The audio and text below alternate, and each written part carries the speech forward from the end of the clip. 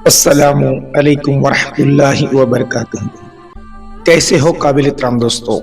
اللہ تبارک و تعالی آپ تمام کے تمام لوگوں کو خیر و عافیت سے رکھے۔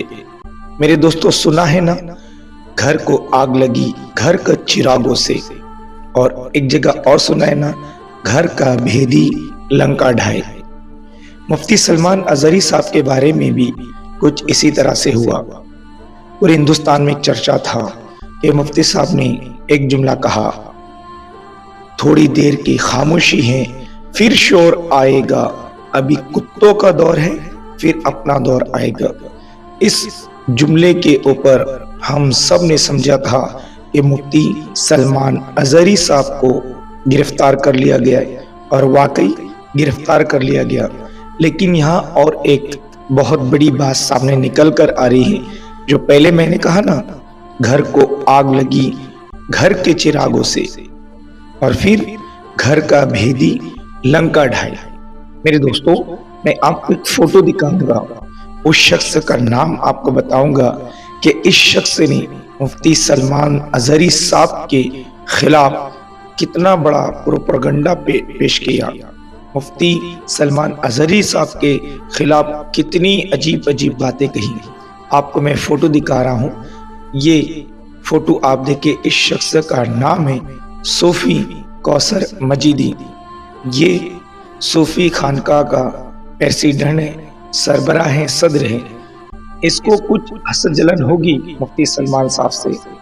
بہت ساری ویڈیو میں بھی بتایا جا رہا ہے کہ اس نے مفتی سلمان اظہری صاحب کے خلاف بہت ساری باتیں کرتے رہا۔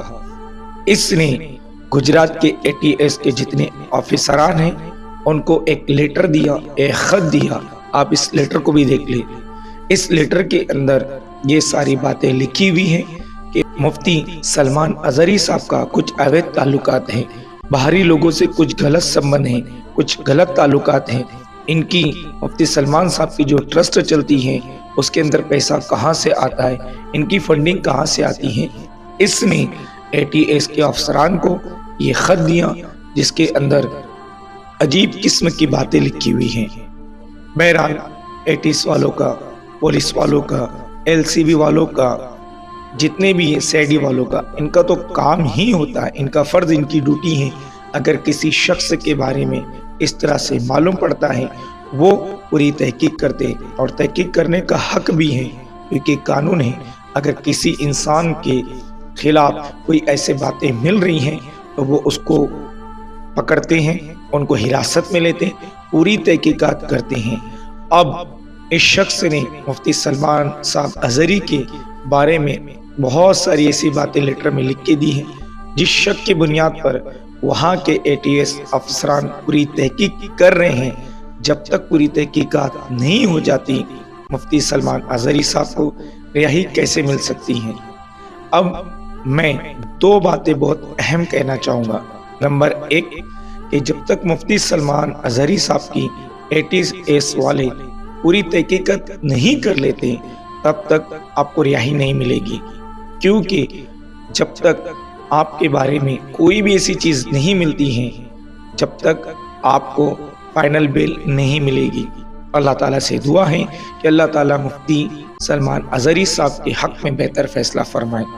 دوستو، اس وجہ سے میں ہندوستان کے تمام نوجوان اور جتنے مفتی سلمان صاحب اظہری صاحب سے محبت رکھتے ہیں، ایک میں انٹرنیشنل ہیومن رائٹ پریزیڈنٹ ہونے کی حیثیت سے اپیل کرتا ہوں کہ جذبات میں کوئی بھی غلط قدم نہ اٹھائے تاکہ آپ بھی قانون کے سکنجے میں آ جاؤ، بلکہ اپنی اپنی جگہ رہ کر نمازوں کی پابندی کے ساتھ مفتی سلمان اظہری صاحب اور ان کے جیسے جتنے بھی لوگ ناحق جیلوں کے اندر بند ہیں، تمام کے لیے فرض نماز کے بعد دعا قبول ہوتی ہے، دعا کرے، بلکہ پوری انسانیت کے لیے دعا کرے، تمام لوگوں کے لیے دعا کرے۔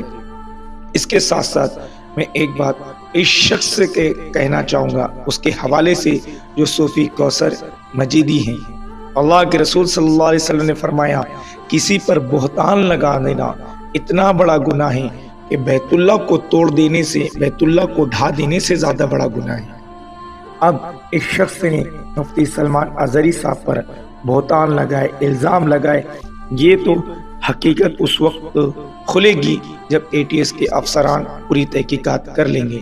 لیکن میرے دوستو، اگر آپ کا کسی سے کوئی نجی مسئلہ ہے، آپ کی کوئی ناراضگی ہے، کوئی دشمنی ہے، تو آپس کے اندر ایک دوسرے سے صلح کر لے، ایک دوسرے سے معافی مانگ لے، جو بھی مسئلے کو حل کرے۔